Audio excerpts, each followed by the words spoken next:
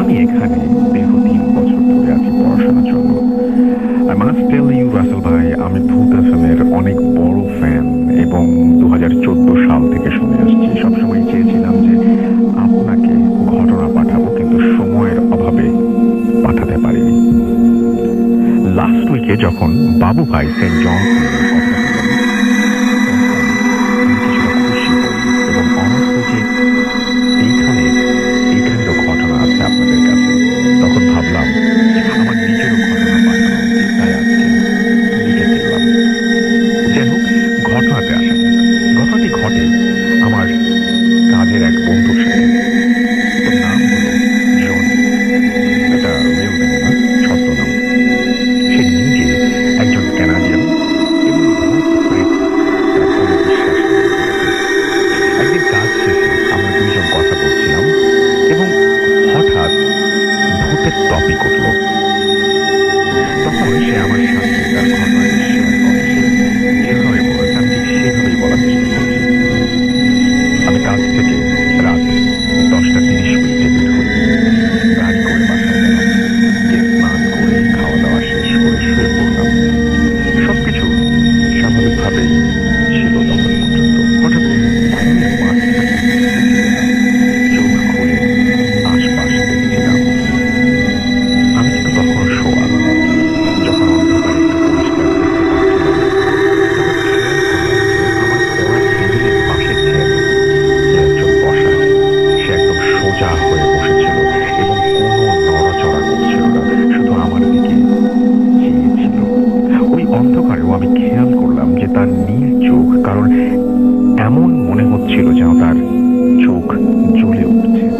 ভয় পাচ্ছিলাম এবং রাগ হচ্ছিল, কারণ একজন অচেনা ব্যক্তি আমার রুমে কেন আসবে। আমি শুয়ে শুয়ে জিজ্ঞেস করলাম, কে তুমি? তখন আমার কানে এক কর্কশ গলা ভেসে আসলো। আমি একটিমাত্র শব্দ শুনতে পেলাম, রেপার। আমি ভাবলাম এটা মনে হয় আমার ভাইয়ার কোনো প্রাণ। তাই আমি রেগে উঠতে লাগলাম এবং তখনই চেয়ার থেকে সে আমার উঠে এসে আমার কাঁধে হাত দেয়। আমি জানি না কি হলো, কিন্তু আমি বুঝতে পারলাম যে আমি আর আমার আমি ঠান্ডা শক্ত মাটির উপরে বসেছিলাম এবং চারিদিকে শুধু গাছ আর গাছ। আমি উঠে সাহায্যের জন্য চিৎকার করলাম, কিন্তু কারো কোনো অস্তিত্ব টের পেলাম না। তাই আশেপাশের পরিবেশ লক্ষ্য করলাম এবং বুঝলাম আমি এক সরু রাস্তার মাঝখানে দাঁড়ানো। হঠাৎ মাটি কাঁপা শুরু করলো এবং আমার পেছন থেকে আসা কিছু শব্দ আমি শুনতে পেলাম। কিছুক্ষণ পরে একটা জিপ আমার সামনে এসে থামে এবং পাশের দরজাটা খুলে যায়। ড্রাইভারের দিকে তাকাতেই দেখি যে ওই আমার রুমে বসে থাকা লোকটাই। এবার ওনার চেহারা পুরো দেখতে পাচ্ছিলাম এবং উনি একটা গোল টুপি পরেছিলেন। ওনাকে দেখতে একজন স্বাভাবিক সাদা চামড়ার ব্যক্তি মনে হচ্ছিল, প্রায় 35 বছর বয়স, এবং উনি আমাকে ওনার গাড়িতে উঠতে বললেন। আমি কিছু না ভাবতে পেরে গাড়িতে উঠে পড়ি।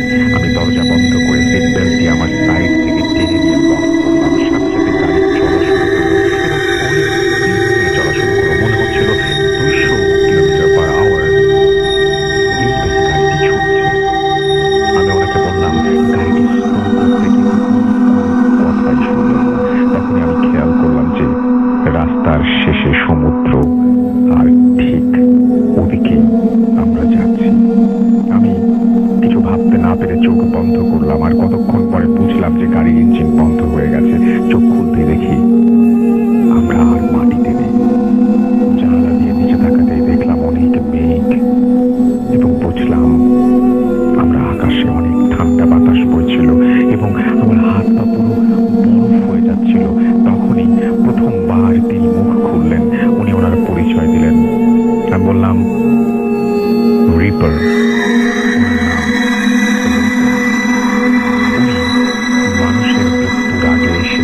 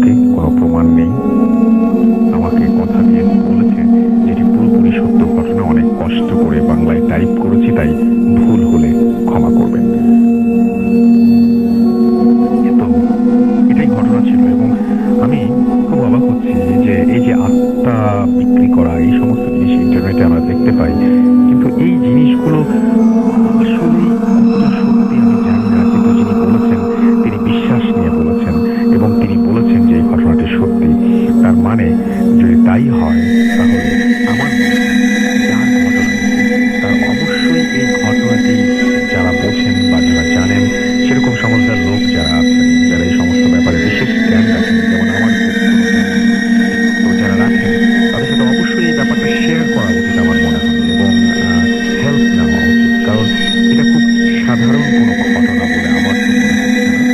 এবং এটা যা লিখেছেন তা যদি সত্যি হয় তাহলে ব্যাপারটা অবশ্যই ভাববার এবং একটু ভাবতে হবে।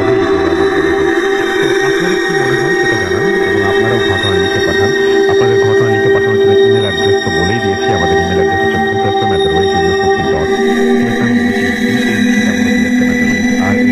bhutfm@radio.radio.fm। আপনার নাম, ঠিকানা এবং ফোন নাম্বার সহ আপনার জীবনে ঘটে যাওয়া বা আপনার জানা সেরা ঘটনা লিখে পাঠিয়ে দিন আমাদের কাছে। ঘটনা শুরুতে অবশ্যই উল্লেখ করুন যে ঘটনাটা আপনি স্টুডিওতে এসে শেয়ার করতে চান নাকি আপনি চান আপনার ঘটনা আমরা পড়ে শুনি। যারা দেশের বাইরে আছেন তারা সরাসরি অডিও ক্লিপ পাঠাতে পারেন। আর এই মুহূর্তে আমরা চলে যাব আমাদের আরো একটি ঘটনায়, তবে তার আগে দেখতে পাচ্ছি তন্ময় সৈকত, আশরাফ আহনাফ তামিম লোহিত আমাদের সাথে আছেন এবং অনেক অপেক্ষা করি তাদের ফ্রাইডে হবে সুন্দর সাথে আছি রাজশাহী থেকে আর সব সময় ড্যানিয়েল আমাদের সাথে আছেন এবং আমাদের সাথে আছেন দেখতে পাচ্ছি সঞ্জিদা রহমান নিশি এবং আমাদের তিনি খুলনা থেকে আছেন আমাদের সাথে। আবির মিরপুর থেকে আমাদের সাথে আছেন, লাইট অফ করে শুনছেন তিনি। আহমেদ হোসেন বাজিদ আমাদের সাথে আছেন, খুবই ভালো লাগছে। আমাদের সাথে রাফাদুল ইসলাম আছেন। হ্যালো রাসুল ভাই, আমি রাফাদুল ইসলাম, ঢাকা ক্যান্টনমেন্ট থেকে আছেন তিনি এবং তিনি কেউ বিশ্বাস করুক বা না করুক ভূতফিল্মের সাথে আছি, থাকবো। শুভকামনা ভূতফিল্মের জন্য। মনোজ কান্তি আমাদের সাথে আছেন এবং আমাদের সাথে আছেন দেখতে পাচ্ছি জ্যোতির্ময়। এছাড়া আমাদের সাথে আছেন দেখতে পাচ্ছি শাহানা অমিত কুমার। হ্যালো রাসুল ভাই, আমি নোয়াখালী থেকে তিনি শুনছেন। আমাদের সাথে আছেন দেখতে পাচ্ছি পুষ্পেন্দু চক্রবর্তী এবং তিনি আমাদের সাথে আছেন ইন্ডিয়া থেকে। ওকে, থ্যাংক ইউ সো মাচ আমাদের সঙ্গে থাকার জন্য। স্যানি রহমান আমাদের সাথে আছেন এবং আমাদের সাথে আছেন দেখতে পাচ্ছি তাজরিন জামান আছেন আমাদের সাথে। আরো অনেকেই থ্যাংক ইউ ভেরি মাচ যারা আমাদের সঙ্গে আছেন এবং পুরোটা সময় থাকবেন। আমাদের ফেসবুক পেজ যেহেতু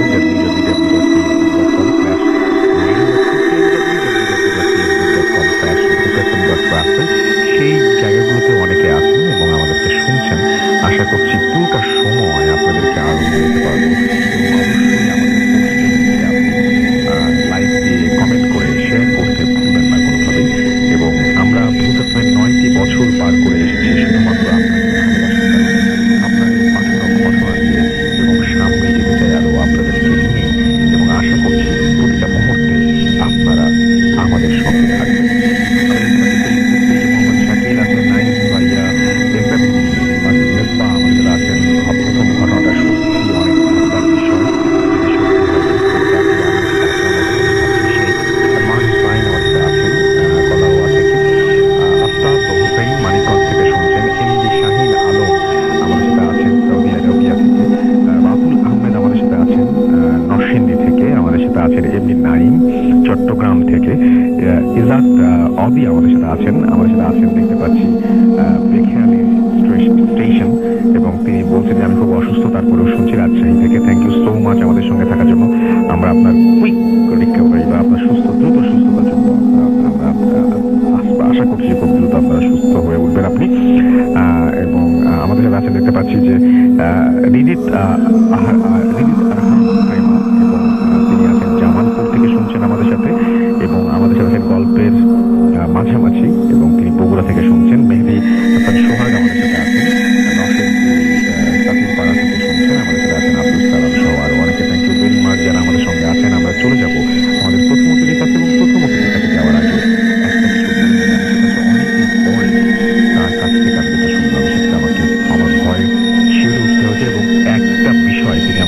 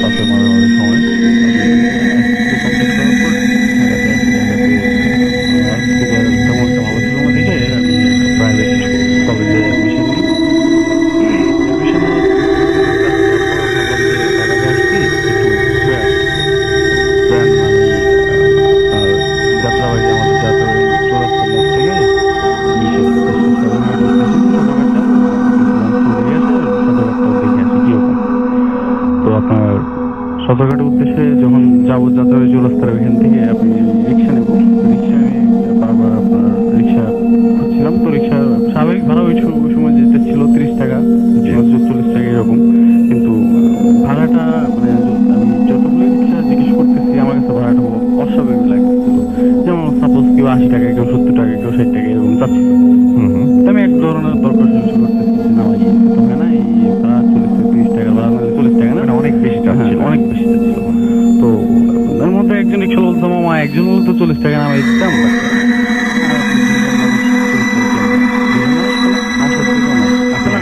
আমি একাই, এটা খুব অদ্ভুত ব্যাপার কিন্তু যে আপনি একাই ছিলেন কিন্তু ওনারা মনে করছে যে আমারই আরেকজন, বাট আমার সাথে কিন্তু কেউ নেই, একা। তা আমি ভাবলাম যে হয়তো রাস্তা কাউকে দেখে ও ভাবতেছে যে আমার সাথে কেউ আছে। না আমি বললাম না ওইটা না, আপনার পাশে তো মানে আপু দাঁড়িয়ে আছে, আপু তো যাবে, তারপর দুজন মানুষ 40 টাকা ভাড়া কি বলবো। তা আমি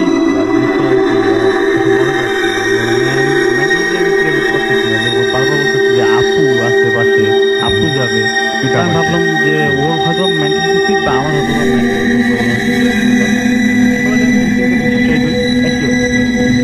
আমি লাস্টে ভাবলাম হয়তো নতুন ঢাকাতে আসছি, মানে যাই হোক বা আমার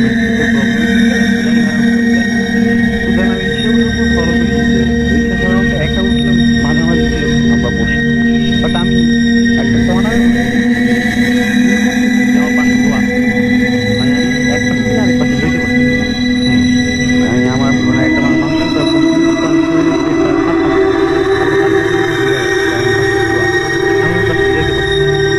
আমি ব্যাপারটাকে নর্মাল করে নিয়ে আমি ছোটখাট করি, অনেকক্ষণ দেখার পর সন্ধ্যা 7:30 আমি আমার ব্যাক করবো। তো রিক্সাওয়ালা একই অবস্থা, ওই আপনার 2-3টা রিক্সাওয়ালা জিজ্ঞেস করলাম, ওদের একই অবস্থা, আমার 2জন যাবেন এই টাকা ভাড়া, আচ্ছা ঠিক আছে কাজকে 2জন যেহেতু লাগে যাই। তো আবার ওই টাকা ভাড়া দিয়ে আমি চলে আসি। চলে আসার পর আমার তখন পার্সোনাল কোনো রুম ছিল না, আমি আর আমার ছোট ভাই একসাথে একটা রুমে থাকতাম। তো আমার ছোট ভাই ফ্রেন্ডের মেবি বার্থডে অথবা কিছু একটা ছিল, আমার ঠিক এক্সাক্টলি এখন মনে করতেছে না, ও ওই দিন রাতে আমার সাথে ছিল না। তো আমি একাই রাতে স্টে করি আমার রুমে। রাত 10টার দিকে মনে হয়, আমি যেহেতু গ্রাম থেকে নতুন ঢাকা আসছি, 10টা মানে আমার কাছে অনেক রাত। হ্যাঁ যেহেতু আমরা গ্রামের মানুষ 8টা-9টা বাজে আমরা ঘুমিয়ে পড়ি, তো 10টা বাজছে মানে অনেক রাতে আমি ঘুমিয়ে পড়ার জন্য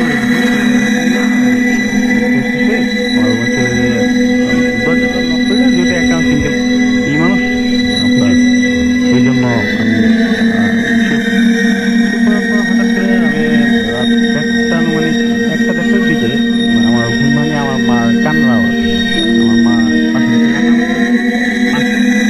আমার বাবা দাঁড়িয়ে আমার মাথায় পানি ঢালছে। তো আমি জিনিসটা আর কি তেমনটা উনি আমার বলতেছে যে কি হয়েছে তোমার, তুমি কি করতেছিলে, বাসায় কে আসছে তোমার সাথে? না আমার সাথে কেউ আসছে। তোমার বাবা ভালো মতো রোগ চেক করবো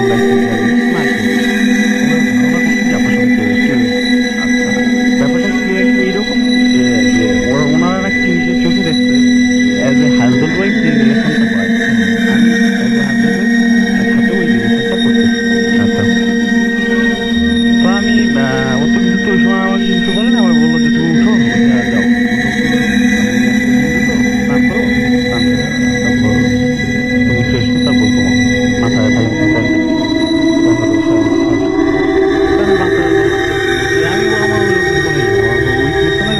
আমি ভাবলাম যে আমার মনে হয় ওনারাই ইউটিউব দেখছে, আমি উড়িয়ে দিলাম। আমি এসে বললাম যে আপনার ঘরে কেউ ছিল না কিন্তু ওরা দেখতে পাচ্ছে। সবসময় যেটা হয় যে মানুষ দেখে অন্যরা দেখতে পায় না, কিন্তু আপনার আমার উল্টা হয়েছে যে আপনার সঙ্গে সবাই একজনকে দেখতে পাচ্ছে কিন্তু আপনি দেখতে পাচ্ছেন না। খুবই অদ্ভুত ব্যাপার, এইটাই অদ্ভুত। আমি পরদিন কলেজের উদ্দেশ্যে যাই। কলেজে যাওয়ার পর ক্লাসে আমাদের ডেস্ক চেয়ার সিস্টেম আমার পাশে সবসময় দেখা যেত ফিল আপ। একটা রুমে আমরা 40-45 জনের মতো স্টুডেন্ট থাকতাম, ফিল আপ হয়ে যায়। আমার পাশে যে আমার বাম পাশে মানে এখন মানে আমার বাম পাশে যে বোর্ড নাম্বারের এইটা ওইটা ফিল আপ হয়ে গেছে। আমার ডান পাশে যে চেয়ারটা মানে ডেস্ক চেয়ারটা ওইটার ভিতরে কেউ বসছে।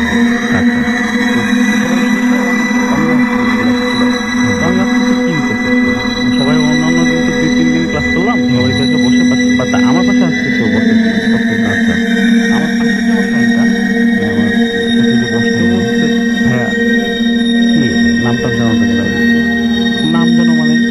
পাশে বসতেছি। আমি আমার পাশে কি বসে? দেখি তোমার পাশে বসে মেয়েটা দেখতে খুব সুন্দর। কি নামটা? মানে কলেজ লাইফে যা হয় আর কি। একটা মেয়ে বলছে, আমি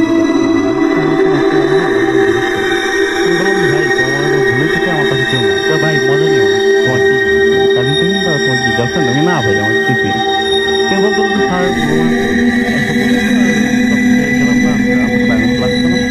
বারবার এরকম আমি তিনটা মনে হয় 3টা ক্লাস করে আমি বের হয়ে চলে আসলাম। বের হয়ে চলে বাসে চলে আসি। বাসে চলে আসার পর আমি আমার মার শেয়ার করি যে মা আমার তো ডাউট। তো আমাদের ওইখানে যাত্রাবাড়ি যারা থাকে তারা জানে যে যাত্রাবাড়ি বা লোকনাথের একটা মন্দির আছে, শক্তি ওষুধ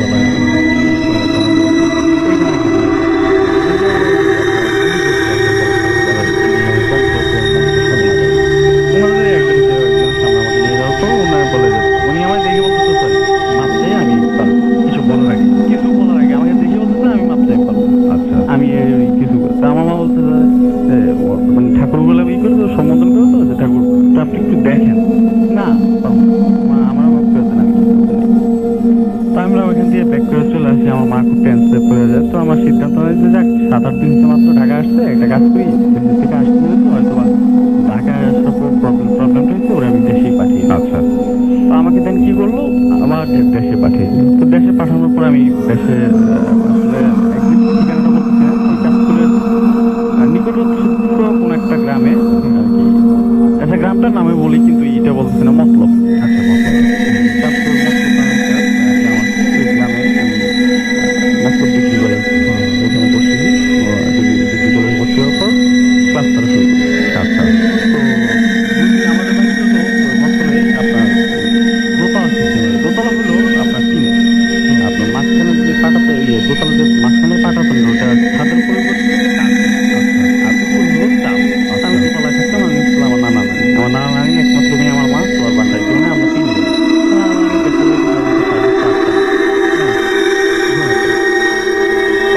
যখন 9টার দিকে আমিও ঘুমাবো। আমার পাশেও বারান্দা ছোট্ট ভাই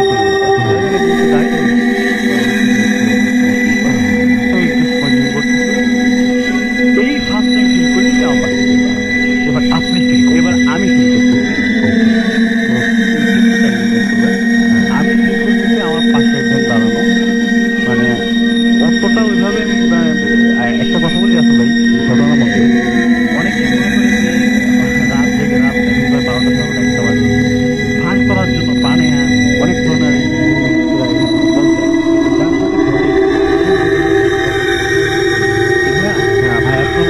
ফান করার জন্য বা ইস্যুর জন্য কিন্তু এখানে আমার মনে হয় না খুব কম সময়, ঠিক না? রাত 12টা বাজে আমি ফান করতাম। আমার পাশে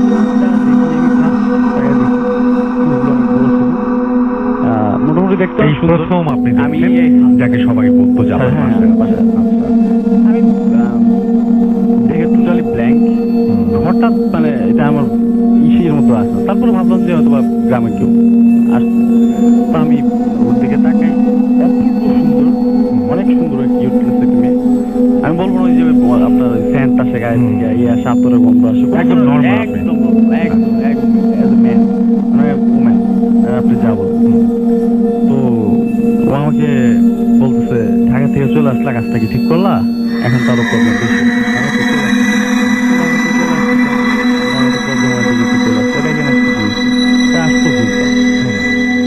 এইটুকু ওর সাথে আমার কথা। তারপর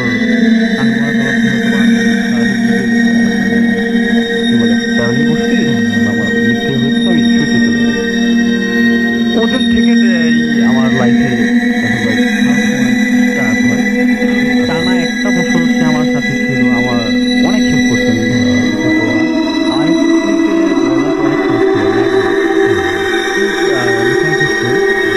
কেমিস্ট্রি প্লাস দুইটা সাবজেক্টে আমি অনেক মিশছি, অনেক মিশ। তো আমি আবার ওই কলেজে হায়ার ব্যাগটা আমার আমি ভাবছিলাম যে এবার অনেক যদি এই সমস্যা একটা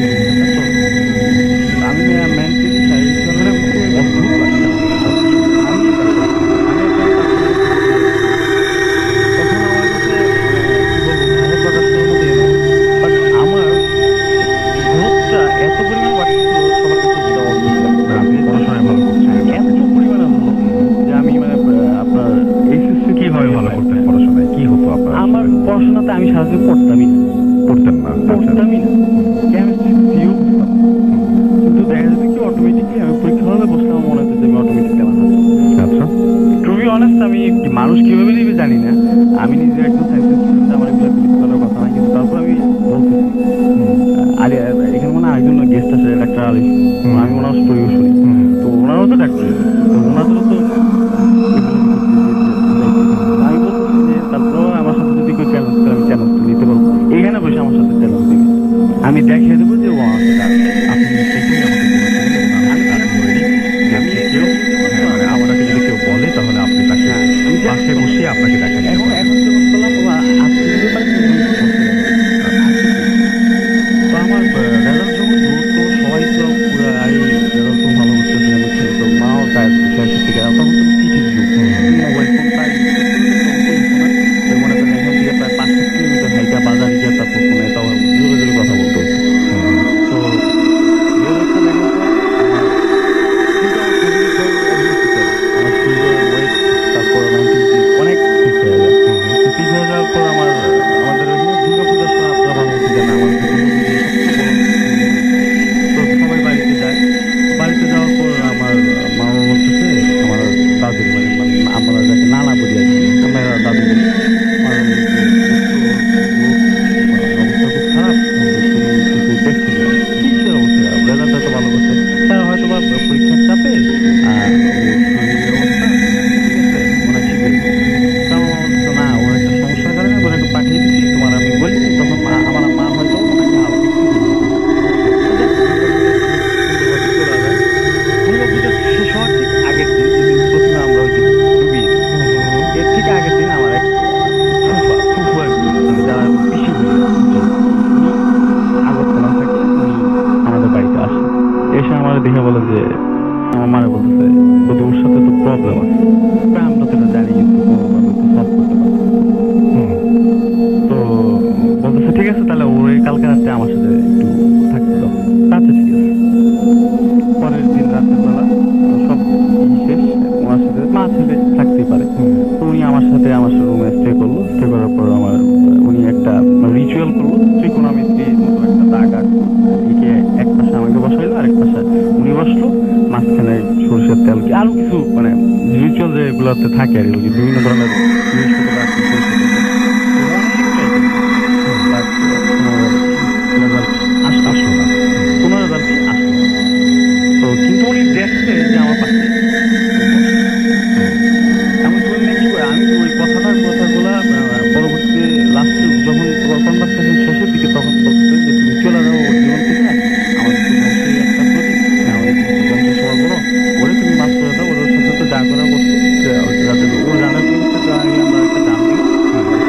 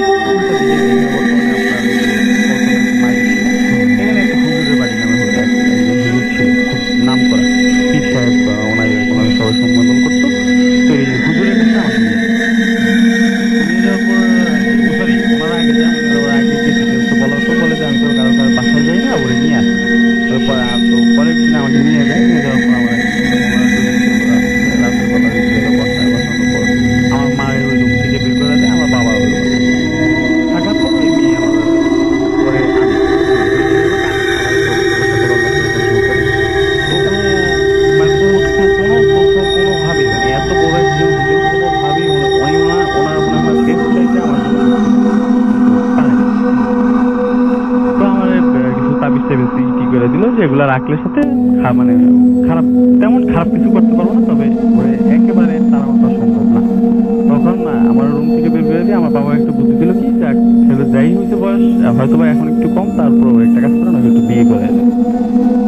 তো আমি তখন আবার কোম্পানির নামটা কি প্রকাশ করবো?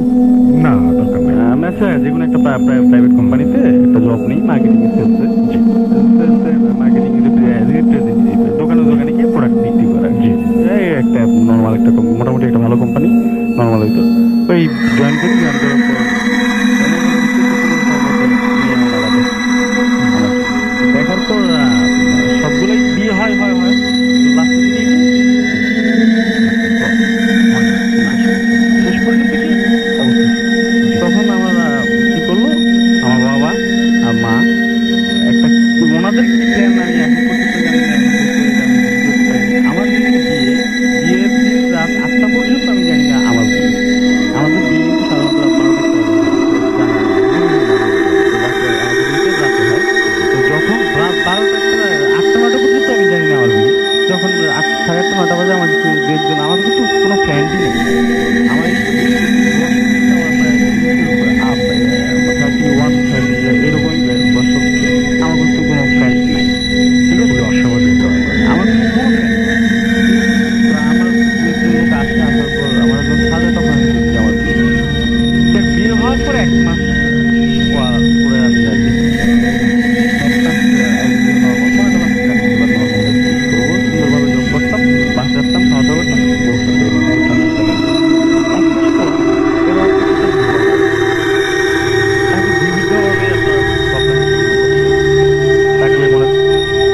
তাকে আপনার মানে দেখা যেত ছাদে গেছে কাপড় শুকানোর জন্য,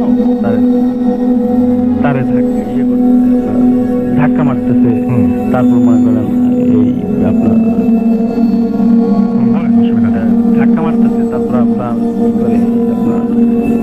মানে মানে যে কোনো ভাবে হোক তারে মেরে ফেলার চেষ্টা বা তারে অসুস্থ করার চেষ্টা বা তারে মানে যেভাবে হোক তারে কিছু একটা করার চেষ্টা করছে। তারপর রাত্রেবেলা যখন আপনার আমার সাথে শোয় তখন দেখা যায় তার সাথে আমার একটা দূরত্ব, মানে যেভাবে কিছু একটা করে আমার সাথে তার একটা দূরত্ব গ্যাপ।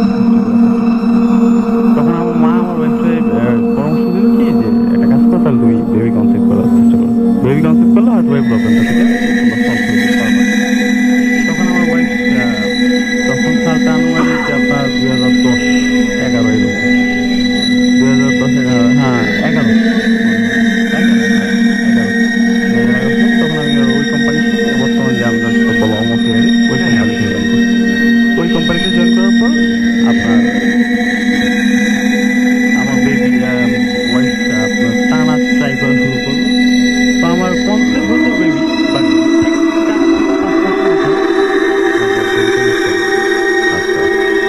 6 থেকে 7 বার ঘটনাটা ঘটার পর লাস্ট মোমেন্টে একজন লোক ছিল আমাদের এখানে নাম করা, আমার করে অনেক কাজ করে দিয়ে ওরে দেশে পাঠিয়ে দিলে আমি ঢাকা থেকে রয়ে গেলাম। তারপর আমাকে এখন ও যেহেতু দেখতে লাগে তো আমার জায়গা পাই, তো রাতের বেলা আসতো, রাতের বেলা এসে কাজগুলো করতো, ওই কাজ থেকে আমার সাথে করতো আর কথাবার্তা বলতো। আর আমার তখন আমার সাথে খুব খারাপ ব্যবহার করতো। তো আমার লাস্ট একেবারে এর মাঝখানে অনেক কাহিনীও চলে গেছে। তো লাস্টে কিছুদিন আগে কিছুদিন আগে আইয়ুব বাচ্চু স্যার যেহেতু মারা গেছে, ওই দিন একটা রিচুয়াল হয় আমার বাসায় সকালবেলা। রিচুয়ালের মধ্যে ওই মেয়েরে মানে কি করে ওই যে বললাম যে একজন পাওয়ারফুল লোক আসছিল, উনি মোটামুটি একটু বিরত করতে পারতেন, বিকজ আমার একটা বেবি হয়েছে, একটা ছেলে বেবি, যার বয়স 1 বছর 1 মাস এখন চলতেছে। তো এই বেবিটা হওয়ার পর ওরে ই করে দেয়। তো যেদিন আইয়ুব বাচ্চু স্যার মারা যায় ওই দিন রাত্রের বেলা আমি আইয়ুব বাচ্চু স্যারের পুরো একজন ফ্যান ছিলাম। তো আমি ছাদে দাঁড়িয়ে কান্না করতেছিলাম অটোমেটিকলি। আর ওই ফেসবুকে ওনার যে ইগুলা আছে ইন্ডিপেন্ডেন্ট চ্যানেলে ওনার ইগুলা দেখলাম ওটা দেখে ও দাঁড়ানো পাশের বিল্ডিং এর ছাদে। আমি তো আমার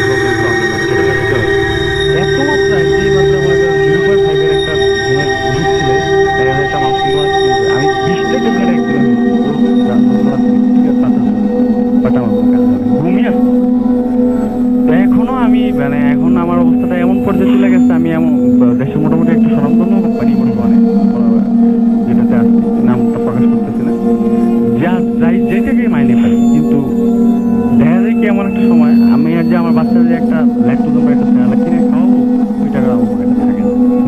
আর আমি মানে এমন ভাবে দোষা হয়েছি, মানে আমি ফিনিশ। আর আপনাকে যা বলেছিল সেই কথাটা ভুলে গেছে। আর মাঝে মাঝে দেখি। আরেকটা জিনিস কি, আমি চ্যালেঞ্জটা এই জন্য বললাম যে আমি যখন তাকে স্মরণ করি সে আসে, সে কথাবার্তা বলে, সে সম্পূর্ণভাবে আমার সমস্যা হচ্ছে, সমস্যাগুলো না। তো আমি একটা বড় সমস্যা করছি, আমি আমার কাছে অনেকবার দিয়েছি যে আমি তোমার কি সমস্যা করছি, বলছে না এটা বলা যাবে না, তবে তুমি আমার সমস্যা করছি।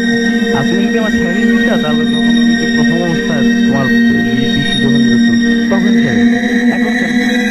এত বছর আর আপনি কোনোদিন ডাক্তার দেখিয়েছেন? হ্যাঁ, ডাক্তার তো বললাম আপনাকে মেডিকেল লাইনে আছে, ডাক্তারে গেছে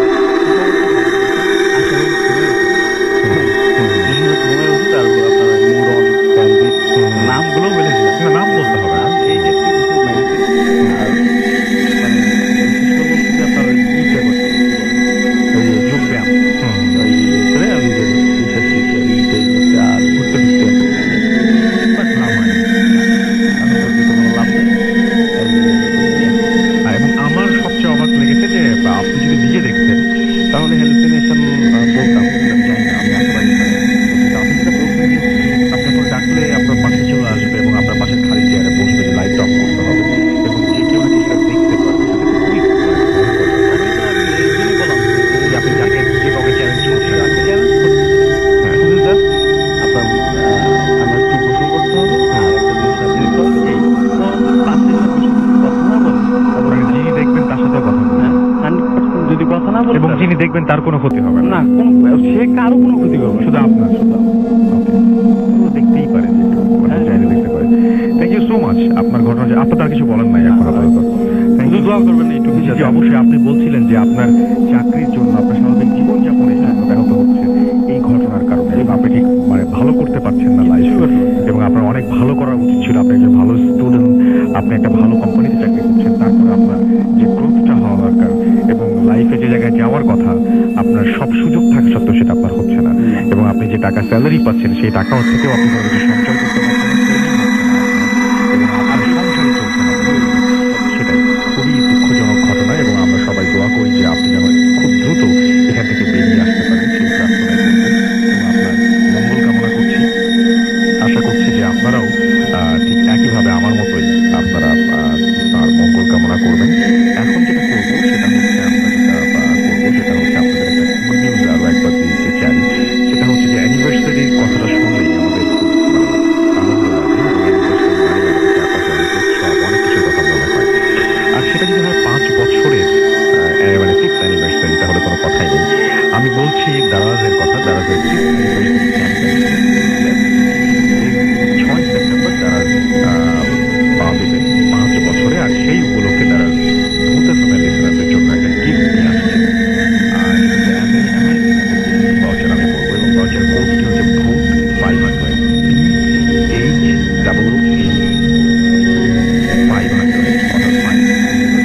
আর অবশ্যই আপনাদের এই ভাউচারটি ব্যবহার করতে হবে 6 থেকে 14 সেপ্টেম্বরের মধ্যে। যারা তারা অ্যাপ তারা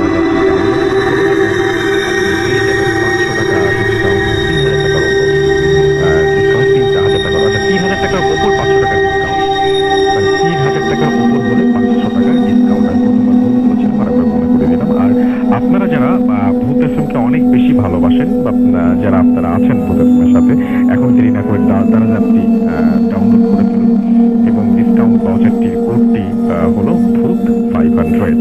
3000 টাকার ওপর কিনলেই 500 টাকা ডিসকাউন্ট। বিশাল ব্যাপার, কিন্তু বিশাল ব্যাপার। তো চলুন আমরা যেটা করবো সেটা হচ্ছে এখন আবারও যেটা করবো সেটা হচ্ছে আমরা একটু ফেসবুকে ঘুরে আসবো এবং দেখবো যে কারা কি লিখছেন আমাদেরকে, এবং আমাদের যারা লিসনার করেছেন তারা অনেকে, আমি বিশ্বাস করি যে এক্সাইটেড যে ঘটনাটা ভাইয়া একটু আগে বললেন সেই ঘটনাটি শুনে, এবং এরকম ঘটনা আমি আসলে অনেকদিন শুনি, এবং খুবই অদ্ভুত ঘটনা, এবং আসলে কখনোই শুনি যে আপনি দেখতে পাবেন, উনি দেখতে পাচ্ছেন না, অন্যরা দেখতে পাচ্ছেন, এরকম পর্যন্ত বিশ্বাস করা যায়। কিন্তু আপনি চ্যালেঞ্জ করছেন যেভাবে যে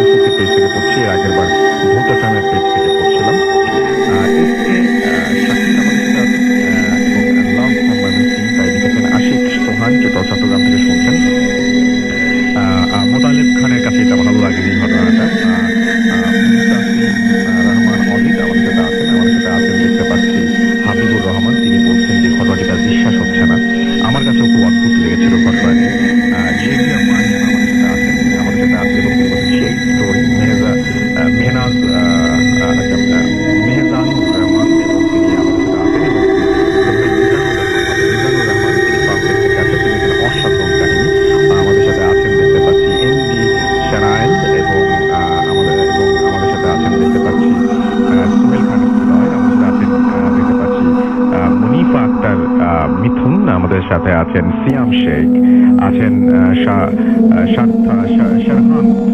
আছেন মুতাসিম রহমান অদিত, আছেন এমডি মেহেদি হাসান সানি, আহমেদ শ্যামল, অপু রায়হান, এমডি শফিকুল ইসলাম সানি, আমাদের সাথে আছেন দেখতে পাচ্ছি সুফল রাজ, আমাদের সাথে আছেন রাজ হুসাইন তাহসিন, আছেন আমাদের সাথে রেজওয়ান রৌহা, আছেন মুসাব কামাল, আছেন প্রদীপ কর্মকার, এছাড়াও শফিন শাহ নূর আমাদের সাথে আছেন দেখতে পাচ্ছি, এছাড়াও রাতুল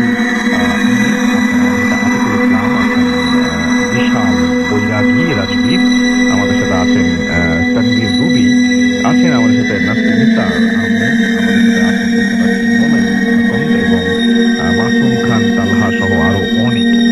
আমি আপনার কাছে আর একবার একটু আসতে চাই, আপনার সাথে একটু কথা বলতে চাই একটা বিষয় নিয়ে।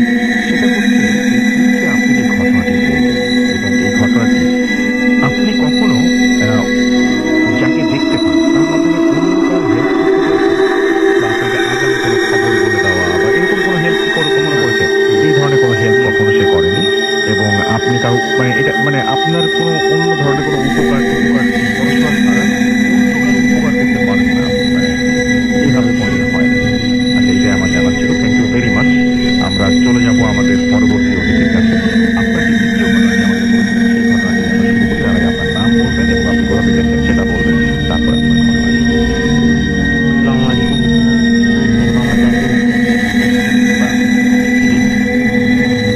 ঘটনাটি 20 থেকে 25 বছর আগে ঘটনা।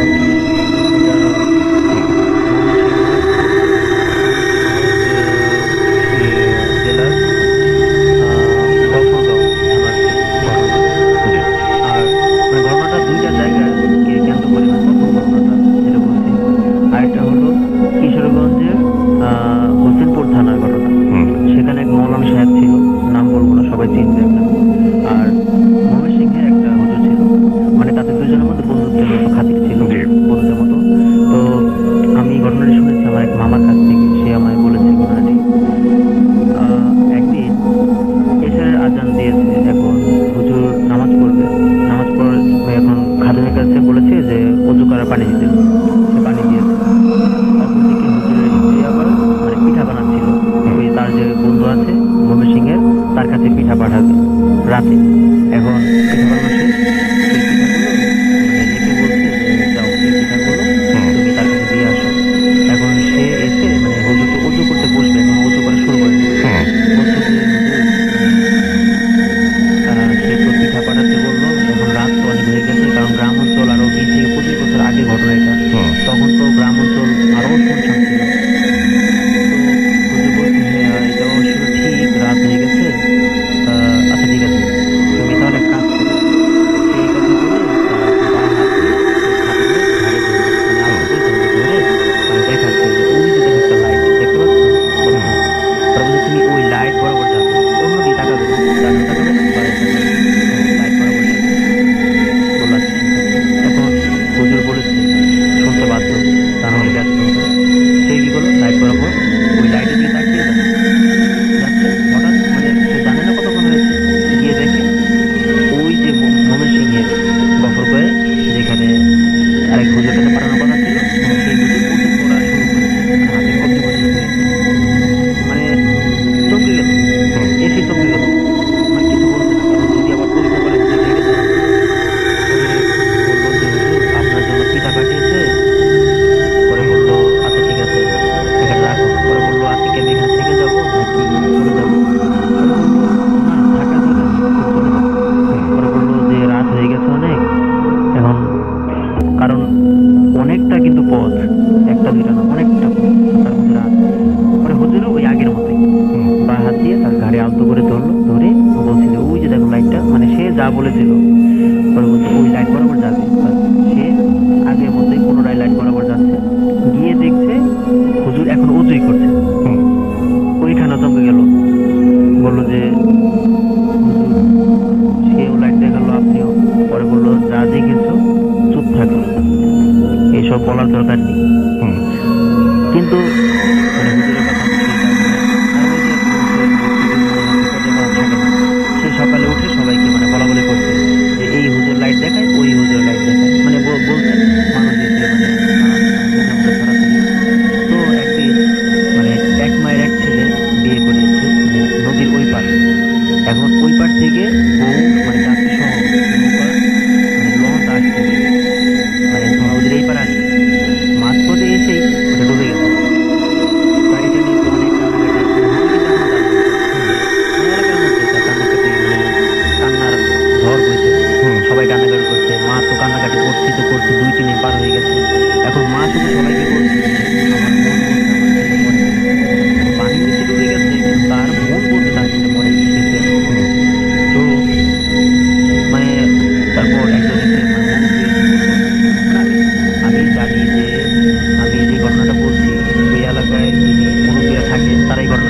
তারা জানবে। তো বলছে তুমি এক কাজ করো, এই হুজুরের কাছে যাও। ওই যে কিশোরগঞ্জে যে হুজুরের কথা বললাম, ওই হুজুরের কাছে যাও। আমি নাম বলবো না। বললো সে হয়তো কিছু করতে পারে। তো মা কি করলো, গিয়ে হুজুরের কাছে হাতে পায়ে ধরে কান্নাকাটি শুরু করে দিল। বললো হুজুর, আমার মন বলছে আমার ছেলে মারা যায়, আপনি কিছু একটা করেন। এখন মা কান্নাকাটি করছে, সে কিছুই করতে পারছে না। পরে বললো আচ্ছা ঠিক আছে আমি দেখছি। তো নদীর পাড়ে আসলো, মানে গ্রামের নানান লোকজন এসে হাজির, মানে ভিড় জমে গেছে, একদম হই হুল্লোড়।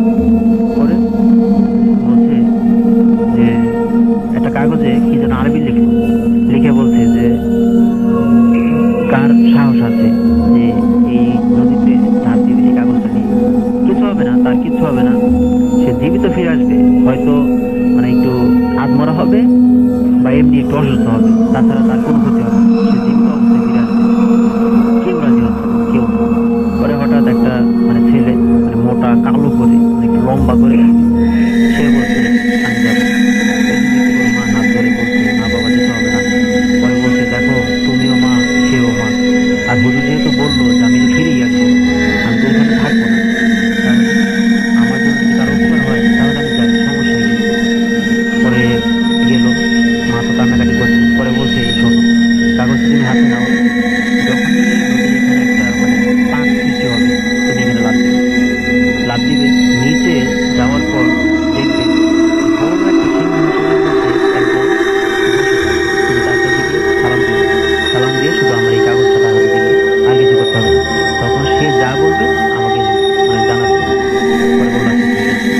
তো পাক শুরু হয়েছে, ও লাফ দিয়েছে, ও লাফ দিয়ে ভিতরে গেছে, গিয়ে দেখে এই যে আমরা যেমন এখানে বসে আছি নিঃশ্বাস নিতে পারছি, মানে এখানে তো মানে ও নদীর নিচে গিয়ে দেখে যে সুন্দর একটা শহর, মানে হাজার হাজার মানুষ কাজ করছে, মানে হাতুড়ি ফেনি, মানে যেটাকে যে যায় ভাষা বলে কাজ করছে, মানে ওই আমরা যেমন দেওয়াল করি ওইরকম করে কাজ করছে।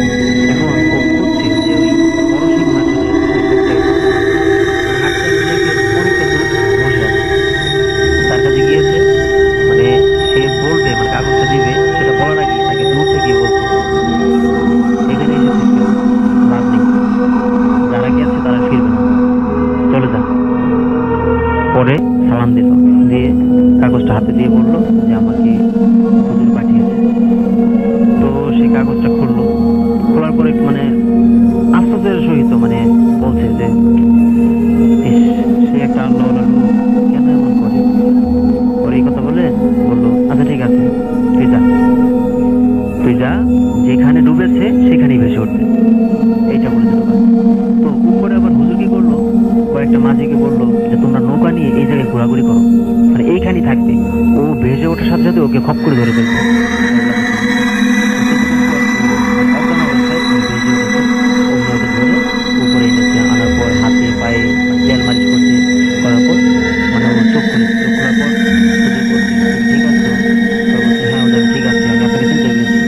পরে বললো আচ্ছা ঠিক আছে। তারপর বললো যে কি হয়েছে, কি বলেছে। পরে বললো মানে যা যা বলেছে নিচে ওর সাথে কথা বলেছে। পরে বললো আচ্ছা ঠিক আছে, তাহলে আপনি কোনো টেনশন করবেন না, ইনশাল্লাহ যেহেতু বলেছে তাহলে আপনার ছেলে ফিরে আসবে। আমি বলছি তার 2 থেকে 3 দিন পর সেই একই জায়গায় নৌকাটা ভেসে উঠেছে, এবং আগে যেভাবে ওই পার থেকে এই পারে আসছিল সেই ওইভাবে আবার ওইভাবে আসছে। মা কিন্তু ওইখানেই বসে আছে, মানে এই 2-3 দিন সে কোনো চেঞ্জ নাই, মানে কোনো চেঞ্জ নেই, ওইখানে আছে। আর ওই নৌকাটা যে আসছে ওইখান থেকে ওই একইভাবে আসছে। তারপর সবাই খুশি, এই ছিল মানে এইটা। এই হুজুরের আরো আছে, যদি আপনি বলেন তাহলে আমি বলবো। Thank you so much. আপনার ঘটনার জন্য আপনাকে অনেক ধন্যবাদ এবং আশা করছি আপনাদেরও ঘটনাটি ভালো লেগেছে। এখন যেটা করবো সেটা হচ্ছে যে সরাসরি আমরা আরো একটা ঘটনায় যাবো, তবে তার আগে বিকাশনের যে পেজটা রয়েছে ফেসবুক পেজ, সেখানে একটু যেতে চাই এবং সেখানে দেখতে পাচ্ছি অনেকেই লিখছেন আমাদেরকে এবং আশা করছি যে আপনাদের সবার এখন পর্যন্ত যা ঘটনাগুলো আমরা শেয়ার করলাম সেগুলো আপনাদের কাছে ভালো লেগেছে এবং আমি দেখতে পাচ্ছি যে এইখানে যে ঘটনাগুলো আমাদের সাথে এখানে এখানে আছে, তার মধ্যে আমরা দেখতে পাচ্ছি রাতুল আহমেদ আমাদের সাথে আছেন এবং তিনি বলছেন যে রাতুল ভাই ভালোবাসা অবিরাম, 6 বছর ধরে সাথে আছি। তাসকিন আহমেদ আমাদের সাথে আছেন এবং তিনি বলছেন অনেক ভালো লাগছে। রেজওয়ান আমাদের সাথে আছেন, আমাদের সাথে মেহরাব হাসান সুত্তা, সেকেন্ড স্টোরিটা খুব ভালো লাগলো, আমাদের সাথে আছেন দেখতে পাচ্ছি। এছাড়াও এমডি আনোয়ার মুর্শেদ, লাস্ট স্টোরিটা ওয়াজ অসম, আমাদের সাথে আছেন দেখতে পাচ্ছি। সাদমান লাবিব, থার্ড স্টোরিটা বেশ।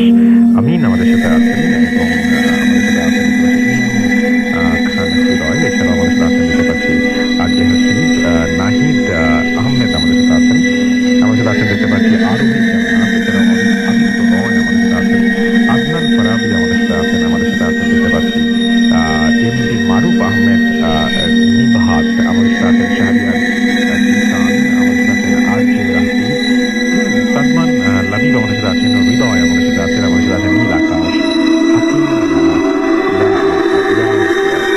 হাকিম হিয়া মুন্না আমাদের সাথে আছেন। ফকিরাপুর থেকে দ্বিতীয় কাহিনী নিয়ে গবেষণা করা উচিত। আর যে হাসিব আমাদের সাথে সেকেন্ড কাহিনীটার কথা বলছেন, আমাদের সাথে আছেন ফারুক খান, মোহাম্মদ শাকিল আমাদের সাথে আছেন নাটোর থেকে, আমাদের সাথে আছেন শরীফ হাসান। এছাড়াও নীল আকাশ আমাদের সাথে আছেন, আমাদের সাথে আছেন এস কে শাকিল, মাহিদ আমাদের সাথে আছেন, আমাদের সাথে আছেন দেখতে পাচ্ছি আমাদের সাথে জেরিন মনিকা। এছাড়া আমাদের সাথে আছেন দেখতে পাচ্ছি মোহাম্মদ শাকিল, এমডি রাশেদ এসকে আমাদের সাথে আছেন, মাহবুবুর রহমান আমাদের সাথে আছেন, আমাদের সাথে আছেন দেখতে পাচ্ছি। এছাড়াও মোহাম্মদ বিপুল হুসাইন জামু, এছাড়াও খালিদ হাসান মিরাজ আমাদের সাথে আছেন এবং আমাদের সাথে আছেন দেখতে পাচ্ছি রাব্বানি রেশাদ। এছাড়াও মোহাম্মদ শাকিল আমাদের সাথে আছেন, এমডি বেলায়েত হুসাইন শিশির আমাদের সাথে আছেন, আমাদের সাথে আছেন মোহাম্মদ হাবিবুল্লাহ, নাজমুল আহমেদ আমাদের সাথে আছেন, আরো অনেকেই আমাদের সাথে আছেন। আশা করছি যে অনেকেই বলছেন, রাসেল আহমেদ যেমন বলছেন আমি একটা গল্প পাঠাতে চাই।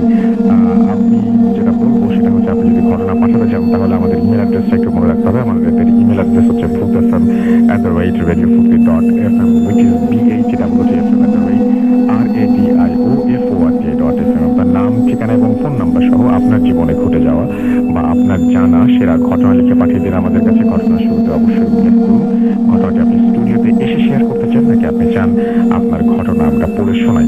আমরা এখন যেটা করতে পারি সেটা হচ্ছে একটা ছোট্ট বিরতি নিতে পারি এবং আপনাদের দাদা বলি আপনারা যারা ইমেল করতে চান আমাদের ইমেল অ্যাড্রেস হচ্ছে bhutfm@radiofutki.fm, which is bhutfm@radiofutki.fm।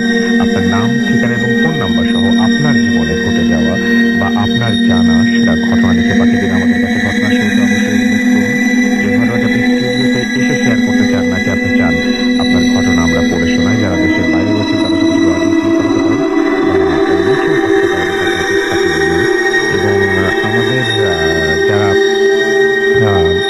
Facebook page বা ইমেলে আমাদের সাথে কানেক্টেড থাকতে চান তারা চলে যান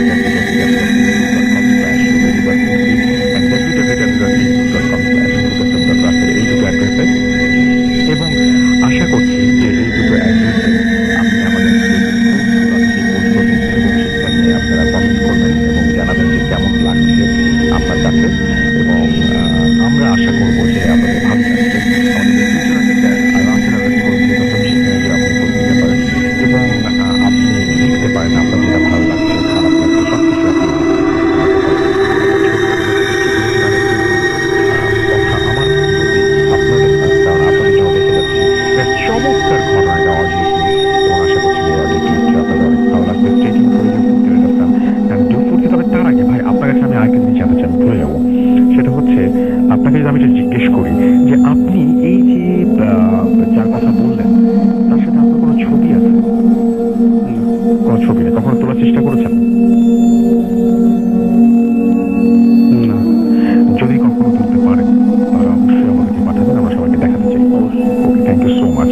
আমরা চলে যাচ্ছি আমাদের ঘটনায়। স্টে টিউনড রেডিও ফুটতে ফ্যাম অ্যান্ড ডু ফুটতে।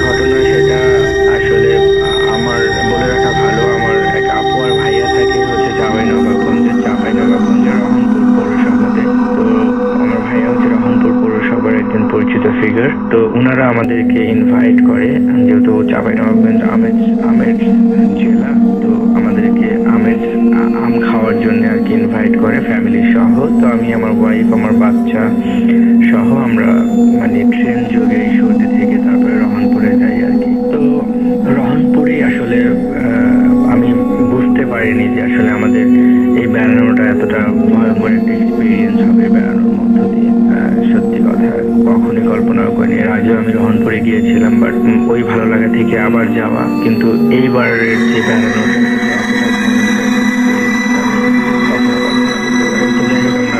চলে যাই।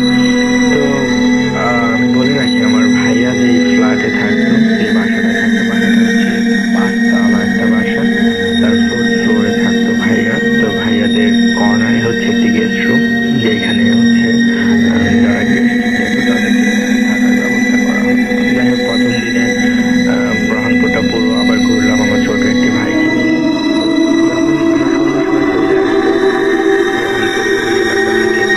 যখন আমরা রুমের দিকে আসবো, তো তখন আমি খেয়াল করলাম যে রহনপুরের যে মেন ব্রিজটা, কয়েকটি বড় বড় পুরোনো গাছ সহ একটি কবরস্থান দেখতে পারবেন। জায়গাটা আপনি দেখলেই আপনার নদীর কোল ঘেঁষে, নদীর একদম একদম পাহাড়ের মধ্যে হচ্ছে কবরস্থানটা, আপনি খুব স্পষ্ট খেয়াল করতে পারবেন। তো ছোট ভাই বলল যে হ্যাঁ, এটা কবরস্থান, তো এটা অনেক পুরাতন একটা কবরস্থান। তো আমি যখন রুমে আসলাম,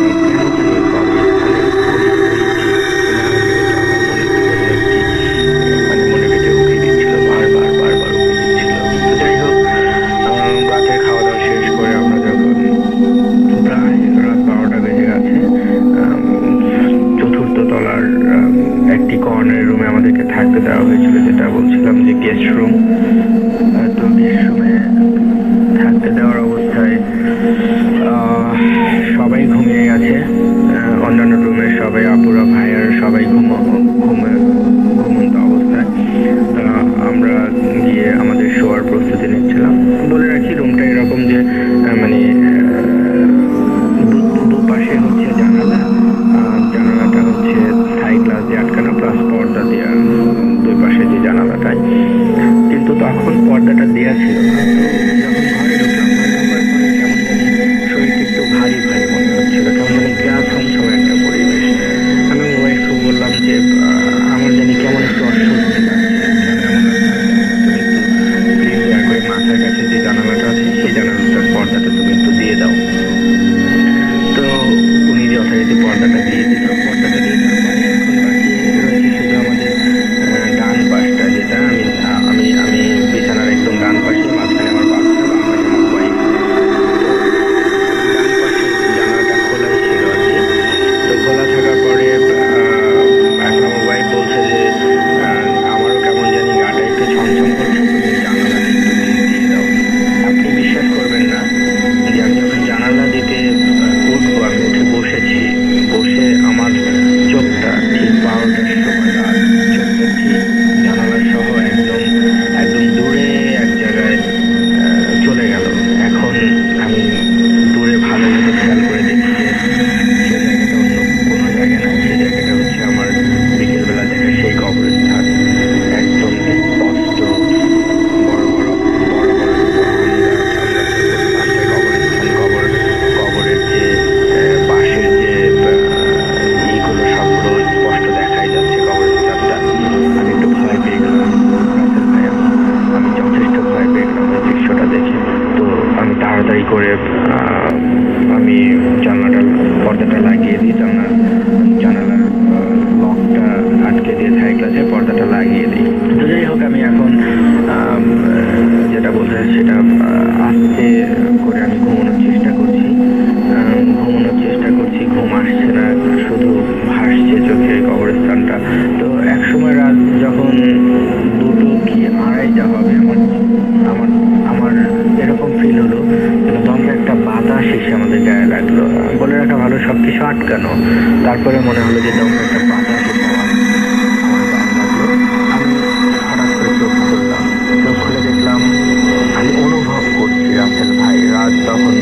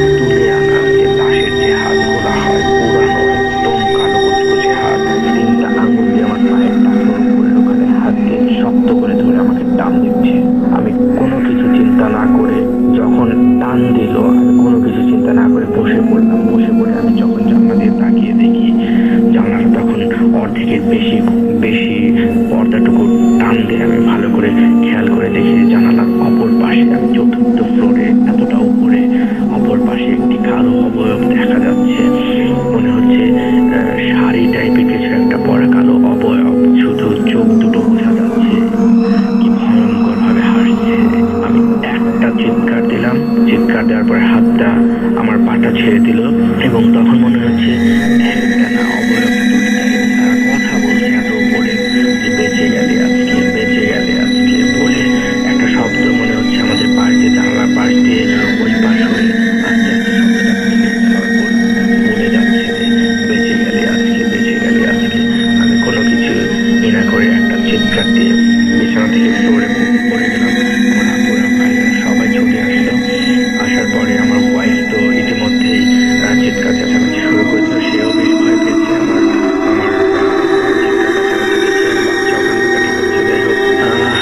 আমার ভাইয়ারা উঠে এসে আমাকে পানি পড়া, তারপরে দোয়া দোয়া যা আছে সবাই পরে আমাকে ফু দিতে লাগলো। ইতিমধ্যে ভাইয়া এলাকার একটা বড় হুজুরকে ওই রাতেই ফোন দিল। তো হুজুর বলল যে আমি এখন আসতে পারবো না, আমি নামাজ পড়ে তারপরে আপনাদের এখানে আসবো, ততক্ষণে আপনারা আমার জন্য ওয়েট করেন। যথারীতি হুজুর ভোরবেলাতে চলে আসলো। ভোরবেলাতে এসে ওনাকে জিজ্ঞেস করলো যে এনারা কারা, তো বললো এনারা পাবনা থেকে বেড়াতে এসেছেন আমাদের।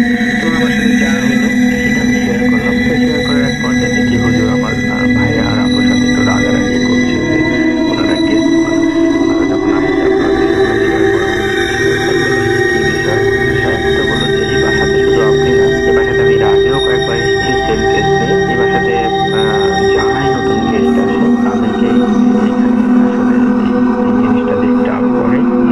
তো বিষয়টা হচ্ছে যে যে বাসাটা এখানে তৈরি করা হয়েছে, এই বাসাতে আপনারা আছেন, সেটা অনেক পুরনো দিনের একটা আম বাগান। কারণ আমি দেখেছি রাসেল ভাই যে 3-4টা আম বাগানের মাঝখানে আসলে বাসাটা। তো এবং এইখানে একটি পুরানা মানে একদম পুরাতন একটি কালী মন্দির ছিল আর কি। তো যাই হোক, ওই কালী মন্দিরটা এক সময়ের ব্যবধানে সেটা বিলীন হয়ে যায়, কিন্তু বাসাটা গড়ে ওঠে। বাট এখনো যারা গেস্টরা আসে, যারা পার্মানেন্ট ওখানকার বাসিন্দা, তাদেরকে কোনো কিছু বলে না, কিন্তু যারাই গেস্ট আসে তাদেরকে ভয় দেখানো হয়। তো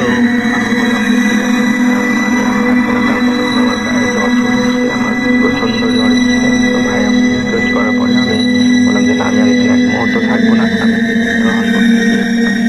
মানে সকাল 7টা-7:30 ট্রেনে সব গুছিয়ে আমি পাবনাতে চলে আসি।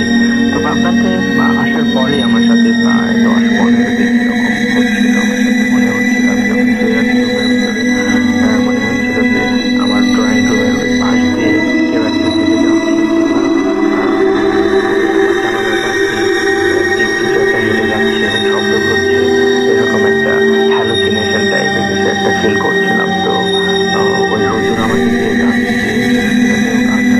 তো তখন আমার আব্বু আমাকে সাজেস্ট করলো যে আমাদের পাশের গ্রামে একটি ভালো হুজুর আছে, হুজুরের ছেলে আসলে হুজুর ওনার কাছে গিয়ে সবকিছু শেয়ার করার পরে আমার গাটা বন্ধ করার একটা তাবিজ দিল। আমার ওয়াইফের এবং আমার বাচ্চার 3জনেরই গা বন্ধ করার তাবিজ দিয়েছিল।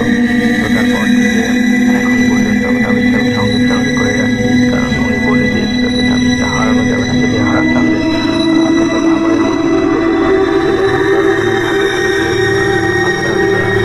কোনো ক্ষতি হয়নি।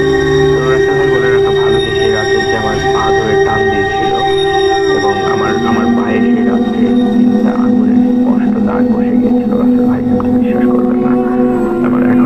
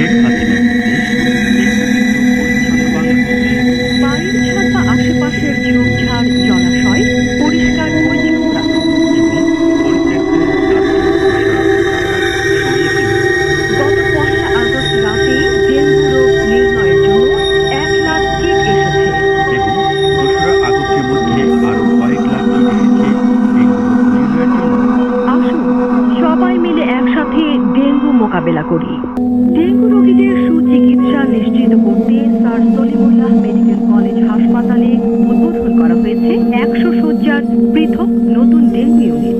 শেখ হাসিনার নির্দেশ, পরিষ্কার পরিচ্ছন্ন রাখুন পরিবেশ। চাই ডেঙ্গু মুক্ত বাংলাদেশ। পরিবেশ রাখি পরিষ্কার, বন্ধ হবে ডেঙ্গুর বিস্তার। ডেঙ্গু মুক্ত দেশ চাই, পরিষ্কার পরিচ্ছন্নতার বিকল্প নাই। জমে থাকা পানি যেখানে, ডেঙ্গু মশার জন্ম সেখানে। আসুন জেনে নিই ডেঙ্গু প্রতিরোধী প্লাস্টিক পাত্রে ভাঙা হাড়ি বা পাতিল, এয়ার কন্ডিশন ও রেফ্রিজারেটরের তলায় পানি জমতে দিবেন না। বাসায় বিভিন্ন স্থানে জমে থাকা স্বচ্ছ পানি নিয়মিত পরিষ্কার করুন। অন্তত সপ্তাহে একদিন বসত বাড়ির চারপাশ পরিষ্কার পরিচ্ছন্ন করুন। এডিস মশা দিনে বেলা তাই দিনের বেলায় ঘুমাতে হলে মশারি বা মশা নিরোধক ব্যবহার করুন। ডেঙ্গু জ্বরের মূল চিকিৎসা প্রচুর তরল খাবার বা পর্যাপ্ত পানি গ্রহণ করা এবং পর্যাপ্ত বিশ্রাম গ্রহণ। ঘুমানোর সময় এমন কোনো পোশাক পরবেন না যাতে আপনার হাত পা উন্মুক্ত থাকে। ডেঙ্গু প্রতিরোধে শিক্ষা মন্ত্রণালয়ের নির্দেশনা। খেলার মাঠ ও ভবনসমূহ নিয়মিত পরিষ্কার রাখতে হবে। মাঠ কিংবা ভবনে জমে থাকা পানি সরিয়ে দিতে হবে। শিক্ষা প্রতিষ্ঠানসমূহে সৌন্দর্য বর্ধনের জন্য যেসব ফুলের টব রাখা হয়েছে তা নিয়মিত দ্রুত পরিষ্কার করতে হবে। সংশ্লিষ্ট কর্তৃপক্ষ কর্তৃক ডেঙ্গু প্রতিরোধের উপায়সমূহ শিক্ষার্থীদের প্রতিদিন আনুষ্ঠানিকভাবে অবহিত করতে হবে।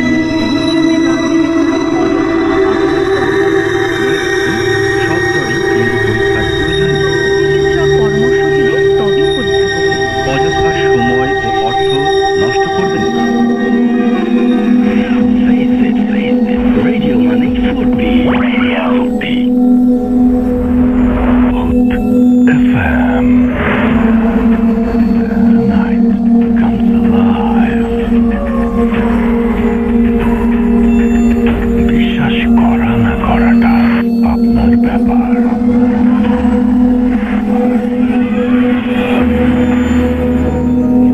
Welcome back. ঘড়িতে সময় রাত 1:20 শুনছেন রেডিও ফুটের আমি রাস্তার সাথে। এখন আমি আশা করবো যে আপনারা যে অডিও ক্লিপটি শুনলেন সেটা আপনাদের কাছে ভালো লেগেছে এবং এরপরেও আমি আপনাদেরকে বলবো যে যারা আমাদেরকে পাঠাতে পারেন আমাদের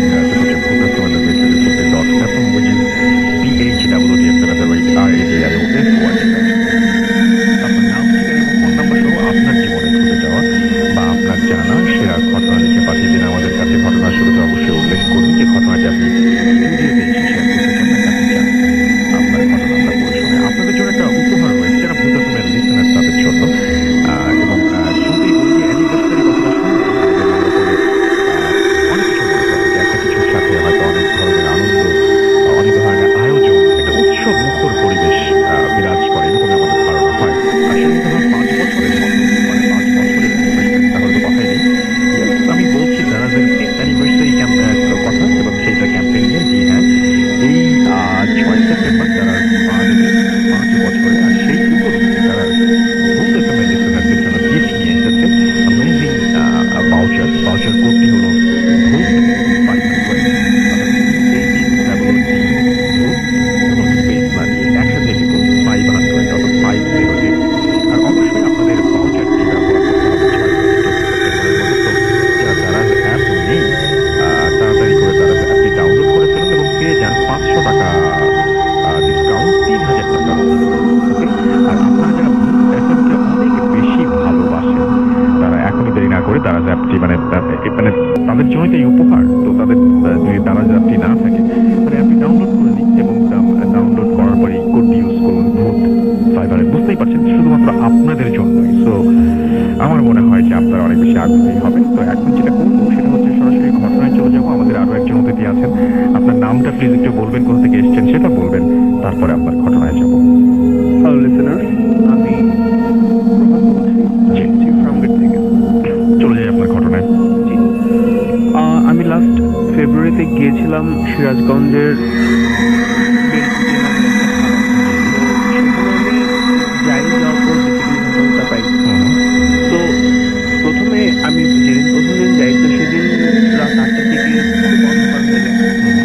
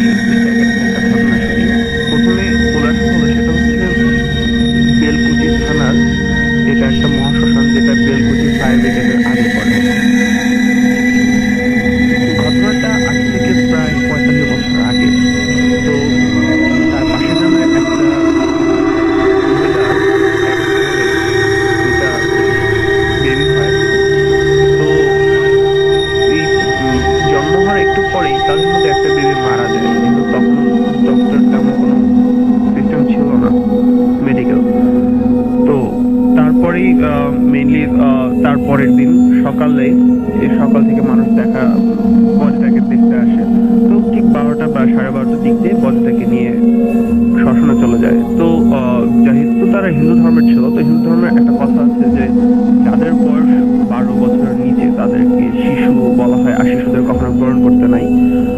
তো তাদের সমাধি দিতে হয়, লাইক কবরের মতো। তো ওই প্রথম যে বেবিটা মারা যায়, তো তাকে নিয়ে শ্মশানের পথে সবাই চলে যায়, অবশ্যই ছেলেরা এবং অ্যাডাল্ট যারা অবশ্যই তাদের নিয়ে চলে যায়। তারা বের হওয়ার কিছুক্ষণ পরে সেদিন বেবিটা মারা যায়, যে বেঁচে ছিল। তো বেবিটা মারা যায়, তো তারপর এখন কিন্তু আশেপাশে নিয়ে যাওয়ার মতো সেই বেবিটাকে, তো একটা 14-15 বছর একটা বাচ্চাকে কিছু কাপড়ে বেবিটাকে পেঁচিয়ে বলে তুমি তাহলে শ্মশানে যাও, ওরা তো গিয়েছে আর। তো এরপরে মেনলি ওই ছেলেটা কিছু শর্টকাট রাস্তা নেয়। তো রাস্তা নিয়ে সেই ঘর একটা মতো বাজে, খুব দৌড়ে সে শ্মশানে পৌঁছে যায় এবং শ্মশানে পৌঁছে গিয়ে দেখে সেখানে প্রায় 25 জনের মতন আছে। তবে যাদের মধ্যে সে কাউকে চেনা নেই, যারা প্রথমে বডিটাকে নিয়ে গেছিল, যে প্রথমে মারা যায়, তো সেখানে মানে ওরা এখনো ওখানে পৌঁছায়নি। তো ওখানে যে 25 জন তারা গল্প করছে। তো ওই একটু দেখার পর বুঝতে পারলো যে এদের মধ্যে দুজনকে চিনতে পারে, যারা ওদের সেম গ্রামেরই, যারা 6 থেকে 8 মাসের মধ্যে মারা যায়। তো তাদের মধ্যে একটা লোক আসে, লোক এসে বলে ছেলেটাকে বলে ফুলের যেটা সেটাকে তা না হলে এরা তোকে ছাড়বে না। তো কিছুতে মানে এভাবে বোঝাইছে যে ফুলের যে বাচ্চাটা আছে সেটাকে রেখে সেটা ওই কালী মন্দির থেকে কালী মন্দিরের বারান্দায় ওঠে। তো সেই ছেলেটা সেটাই করে, সেটা করে কালী মন্দিরের বারান্দায় ওঠে। তো এই ছেলেটা থেকে এতটুকু শোনা গেছে ওই ছেলের নিজের মুখের কথাই বলো। তো এরপর যেই মানে যারা ফার্স্ট বের হয়েছিল তারা তো মেন রোড দেখেছে। তো মেন রোডে আসার পর দেখে ওই ছেলেটা কালী ঘরের বারান্দায়, কালী মন্দিরের বারান্দায় মানে অজ্ঞান হয়ে পড়ে আছে। তো ওকে তখন ওই সেকেন্ড বডিটা ওখানে পাওয়া যায়। তো ওই দুইটা বডিকেই সমাধি দেওয়া হয়। দেওয়ার পর ছেলেটাকে এমনি অনেক পানি ধরে তো ছেলেটি যখন একটু স্বাভাবিক বা জ্ঞান ফেরে চোখ খোলা বা একটু কথাবার্তা মানে বলছে, তো তখনই দেখা যায় যেমন উঠানে অনেক আগে উঠানে মানুষের চুলা থাকতো, কাঠের চুলা। তো সেখানে দেখছি যে ওখান থেকে অ্যাশ বা ময়লা এগুলো নিয়ে খাচ্ছে। এরপর বলছে একটা খাসি চাচ্ছে যে ও একটা আমার খাসি খাবে, অনেকদিন ধরে অনেক কিছু খায় না। তখন ওর ফ্যামিলি বুঝতে পারলো যে না সুপার ন্যাচারাল। তো তখন একটা কবিরাজকে ডাকা হয়। তো কবিরাজকে ডাকা হয় আর কবিরাজ বাসায় আসে। আসার পর মানে একটা তার মাঝে ওই ছেলেটিকে বসায়। তো বসানোর পর ওই ছেলেটিকে বলে তুই কোথা থেকে এসেছিস। তো তখন ছেলেটি বলে যে আমি শ্মশান থেকে এসেছি। আর বল কেন এসেছিস। তখন বলছে এই ছেলেটিকে আমার খুব পছন্দ হয়েছে, তাই আমি ওর সাথে এসেছি। তখন জেনারেলি সব জায়গায় কবিরাজ বলে তাহলে তুমি ওকে ছেড়ে চলে যাও। তো তখন ওই ছেলেটি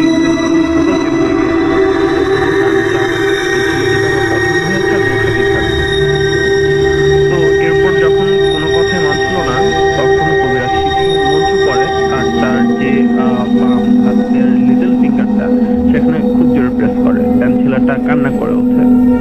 কান্না করে ওঠার পর রিকোয়েস্ট করছিল যে আমায় আপনারা কষ্ট দিয়েন না, আমি অনেক ছোট, আমি অনেক দূর থেকে এসেছি। তো আরো তারপর সে আরো কান্না করতে থাকে আর তার লাইফ স্টোরি বলতে থাকে। তো এখানে সে আর এমন ভাবে বলেন when he was 5 or 6 months then ও মারা যায়। বাট দ্য প্রবলেম ইজ ওর বাবা মার পরিচয় ছিল না। জারুস টাইপের সন্তান ছিল, যার জন্য ওর ঠিক মতন সংস্কারও করা হয় না। এরপর যেমন মারা যাওয়ার তো তেমন কিছু হয় নাই। তো একটা কথা আছে যে যদি কোনো বাচ্চা তার বাবা মার নাম পর্যন্ত না বলতে পারে, তো তখন মারা যাওয়ার পর সেই বাচ্চাটার কানে কানে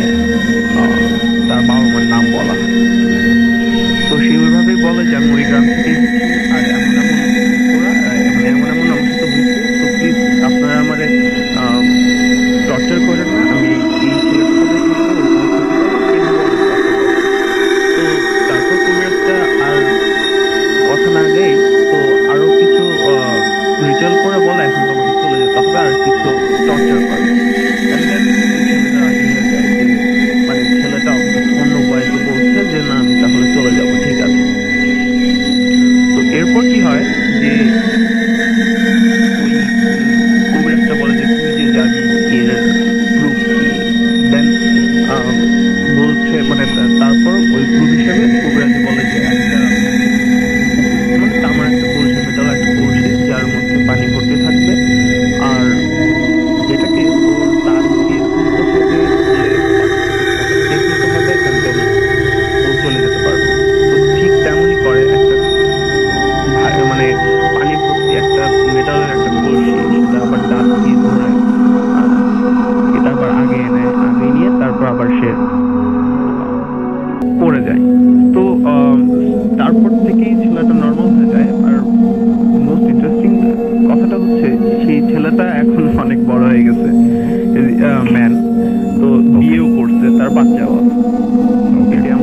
থ্যাংক ইউ সো মাচ আপনার ঘটনার জন্য, আপনাকে অনেক ধন্যবাদ।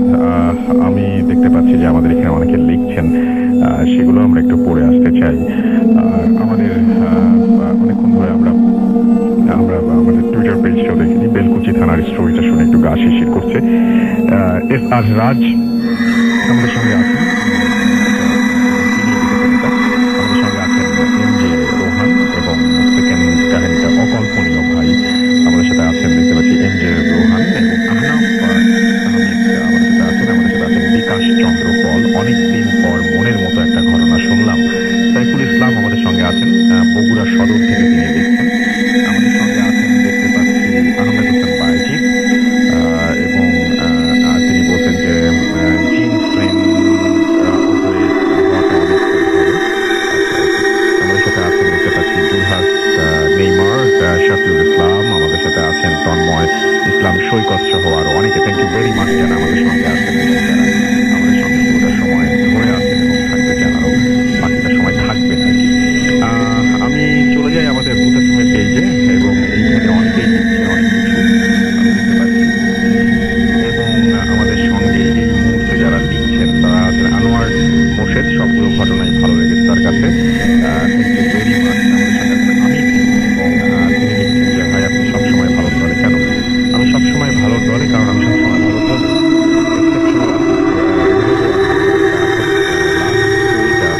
ভালো হয়েছে। আমাদের সঙ্গে আছেন আর ডি হৃদয়, এছাড়া আমাদের সঙ্গে আছেন নাসির টিম, নাসির আমাদের সাথে আছেন, আমাদের সাথে আছেন এমডি নাজমুল চট্টগ্রাম থেকে, ইমন খান হৃদয় আমাদের সাথে আছেন, অসাধারণ লাগলো। রায়হান আহমেদ সজীব আমাদের সঙ্গে আছেন, সেলিম প্রচন্ড ভয় পাচ্ছি, শাওন সরকার ঘটনাটি ভালো ছিল, কল্লোল আমাদের সাথে আছেন, আমাদের সাথে মোহাম্মদ আজিম মৃধা লিসনিং ফ্রম জামালপুর আমাদের সঙ্গে আছেন, দেখতে পাচ্ছি অ্যানি ম্যারি, এবং তিনি আছেন I am from Dhaka. Alam Khorshed আমাদের সাথে আছেন, লাস্ট স্টোরিটা অনেক ভয়ঙ্কর ছিল তার কাছে মনে হয়েছে। ইমন আমাদের সাথে আছেন, আমাদের সাথে আছেন দেখতে পাচ্ছি সাদ্দাম লাবিব, এছাড়াও নিশাদ তাসনিম আমাদের সাথে এবং তিনি তার লেখাটা পোস্ট করেছেন। সেলিম আমাদের সাথে আছেন, এবং আমাদের সাথে আছেন দেখতে পাচ্ছি তিনি বলছেন যে এমন ভয় আরেকবার পেয়েছিলাম 2011 সালে। আলম খোরশেদ আমাদের সাথে আছেন, লাস্ট স্টোরিটা তিনি আবারও লিখছেন। বেদিক আমাদের সাথে আছেন, আমাদের সাথে আছেন দেখতে পাচ্ছি সব জানতা সাদিয়া, এবং 9 বছর ধরে তিনি শুনছেন, কখনো লেখা হয় না, আজকে প্রথম তিনি লিখছেন। মোহাম্মদ আজিম আমাদের সাথে আছেন, আমাদের সাথে আছেন দেখতে পাচ্ছি, এছাড়াও তানহা তাবাসসুম রিয়া সহ আরো অনেকে।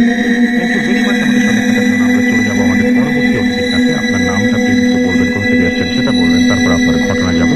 আশা করছি তারা সব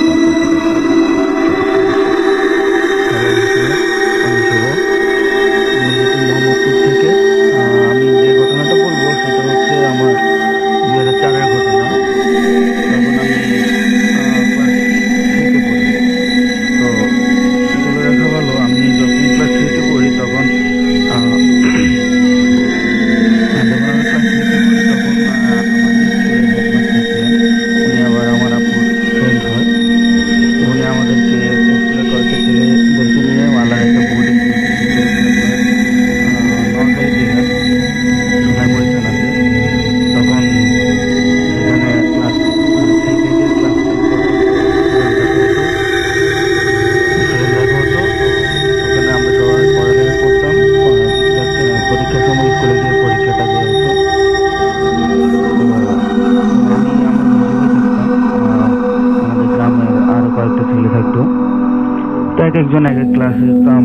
ক্লাস 3-তে আমরা 3টা স্টুডেন্ট ছিলাম। আমার মেজো ভাই তখন পড়তো ক্লাস 7-এ। তোরা অনেকেই ছিল, সবাই ভালোই ছিল, যে অনেকদিন খেলাধুলা পড়ালেখা সব একসাথে থাকতাম। তো 3-4 মাস যাওয়ার পরে আমার মেজো ভাইরা ওনারা 6-7 জন ছিল একসাথে। তো ওনারা ওই দিন একদিন রাতে ভাবছে যে ওরা আড্ডা দিবে, ঘুমাবে না। তো তখন আমাদের আপনার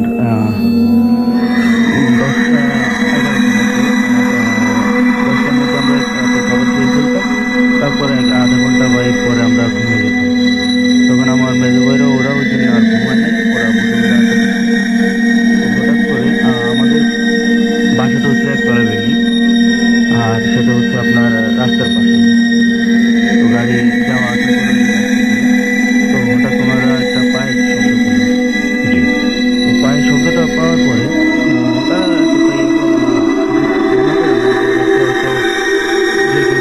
আসা যাওয়া করছে। তো তারপর আপনার ঠিক একটা হবে, একটার পরে ওরা হাঁটাহাঁটি করছে বা এই টাইপের কিছু একটা। তো ওনারা ওই দিন এটা তেমন একটা মাথায় নেয় নাই, ভাবছে হয়তো ওনারা কেউ বা বাসের লাঠির মধ্যে আপনার নকুল লাগা এগুলো নিয়ে করে। ঠিক তারপরের দিন আমার ওরা নুপুরে অন করছে, সেই হাঁটাহাঁটি করছে নুপুর বাইরে।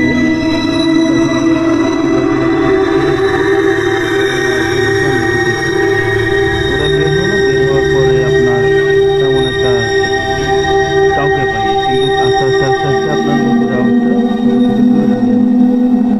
তারপরে ওরা কয়েকদিন এভাবেই চলছে। যাওয়ার পরে মাঝে মধ্যে বাসার ছাদে ওরা একটু বেড়ালে সাউন্ড করতো। বেড়ালে যে ধরনের সাউন্ড, সেটা আসলে ওই মানে নর্মাল কোনো সাউন্ড না, একটু কান্নাকাটির সাউন্ড, যেটা খুবই ভয়ঙ্কর। তো এই ধরনের সাউন্ড শুনতো। তারপর আপনার বাসার ছাদের মধ্যে দৌড়াদৌড়ি, বিভিন্ন সাউন্ড আসতো। তারপর ওরা একদিন সবাই ডিসাইড করলো যে ওরা একসাথে কি হচ্ছে না হচ্ছে এগুলো দেখবে। তারপর ওরা আপনার একদিন রাতে সবাই মিলে বসে আছে যে আজকে যেভাবে হোক এরা বের করবে কাহিনীটা কি। এরপর সবাই মিলে রাস্তার মধ্যে গেল। আর যখন রাত 1টা কি 2টা তখন আবার দুপুরে অবস্থা, তখন সবাই বের হয়ে গেছে একদম রাস্তার মধ্যে, রাতকে দেখবে কি হচ্ছে এখানে। ওরা গেল, রাস্তা যাওয়ার পরে তারা নোটিস করলো যে বাসার ছাদে সেই বিড়ালটা বা কুকুরের আওয়াজ আসছে, কিন্তু সাউন্ডগুলা নর্মাল না, একটু অন্য টাইপের সাউন্ড। সবাই আবার ধরে বাসার ছাদে গেল। বাসার ছাদে যাওয়ার পরে দেখে যে বিভিন্ন জায়গায় আপনার মাছের কাটা, তারপরে মুরগির হাত যেগুলো আমরা ফেলে দিতাম, ওইগুলো ছাদের উপরে এক একটা জায়গায় একটি মানে ছড়া ছিড়ে রাখছে ওগুলো। ওরা ভয়ে ছাড়তে বলে যে আসলে ছাড়তে বিশ্বাস করবে নাকি, ওখানে বললে ওরা বিশ্বাস করবে না। আবার ওটা আমার একটা কাকা ছিল, উনি তখন ক্লাস 10-এ পড়তো, উনি আমার খুব আদর করতো। তো আমি একদিন রাত 1:30 বাজে, 1:30 থেকে ওয়াশরুমে হঠাৎ করে একটু নোটিস করলাম যে বাসার ছাদে সেই বিড়ালের আওয়াজটা বা বাসার ছাদে কেউ লাফালাফি করতেছে, তখন আমি ছোট ছিলাম, এই জন্য ভয় আমি দৌড় দিচ্ছি, দৌড় দিয়ে কাকার কাছে গেলাম। কাকার কাছে যাওয়ার পর আমি কাকাকে বললাম যে বিড়ালের সাউন্ড শুনছি, কিন্তু আমার কাছে খুব ভয় লাগছে। তখন কাকা বললো আচ্ছা ঠিক আছে আমি দেখতেছি। তখন ওনার আবার খুব সাহস ছিল। আমি কাকাকে বললাম কাকা আপনি একটু কাজ করেন, গেলে গিয়ে একটু দেখেন যে ছাদে কি হচ্ছে। কাকা ছাদে গেল। ছাদে যাওয়ার পরে উনি যখন দরজাটা খুলবে, কান্নাটা এক একবার এক এক জায়গায় থেকে যাচ্ছে, মানে ওনার সামনে আর আসছে না। উনি বারবার এই যে দিক থেকে কান্নার আওয়াজটা আসছে ওই দিকে যাচ্ছে, কিন্তু কাউকে পাচ্ছে না। তখন উনি একটু খেয়াল করলো যে ওনার মানে গাটা একটু কেমন ভার হয়ে গেছে, মানে পরিবেশটা একটু অন্য ধরনের হয়ে গেছে ওনার কাছে। কথা বলবে বা হাত পা নাড়াচাড়া করবে এই ধরনের কোনো অবস্থা উনি ছিল না। এরপর কিছুক্ষণ পরে উনি নেমে গেছে। নেমে যাওয়ার পরে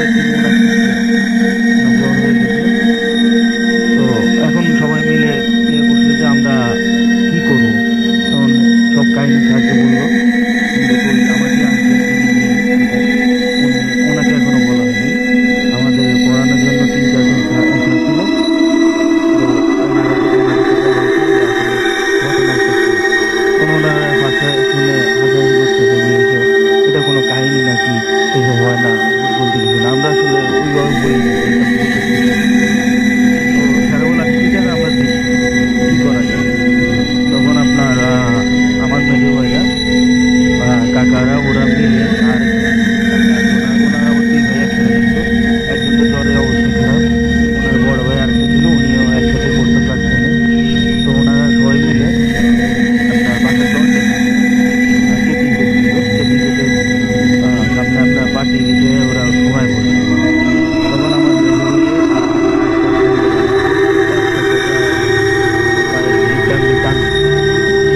ওনারা তখন ভয় পেয়ে লাফ দিয়ে উঠছে কি হলো। তখন একজন আসলে জিজ্ঞেস করছে যে কেউ শয়তানি করছে নাকি। তখন ওরা বললো যে না এটা শয়তানি না। তো এই নুপুরে আওয়াজটা সে কন্টিনিউয়াসলি চলতেছে প্রতিটা দিন রাতে, প্রতিদিন রাতে 1টা কি 1:30টার পর থেকে এই নুপুরে আওয়াজ। তারপর আমিও প্রায় টাইমে শুনতাম, কিন্তু তখন ভয় আর আসলে রুম থেকে বের হতাম না। তো আমার মেজো ভাই ওরা ওদিন যখন ওদের টেম্পারেচার আনতেছে ওরা ভয় পেয়ে আর ইয়ে করে নাই। তখন আঙ্কেলকে জানানো হয়েছে যে আঙ্কেল এই সমস্যা। তখন স্যাররা বলেছে স্যার